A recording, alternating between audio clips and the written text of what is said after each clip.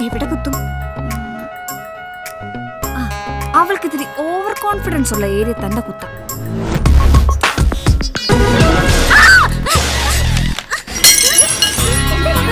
എന്നെന്തോ കുത്തി. എവിടെ കുത്തി? എവിടെയാ? എന്നെ കുത്തി. പറഞ്ഞോളൂ കുട്ടി. എവിടെയാണെന്ന് പറയൂ. ജീലു എബ്രഹാം യെസ്. മേട്ടൻ അന്വേഷിക്കുന്നു. എന്നെ പൊക്കിടി.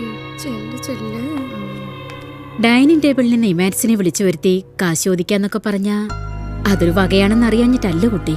മുകളിൽ നിന്ന് ചോദ്യം വരുമ്പോ ഐ ഹാവ് ടു ആൻസർ. താമസക്കാരിൽ അധികവും ജോലിക്കാരികളാണ്.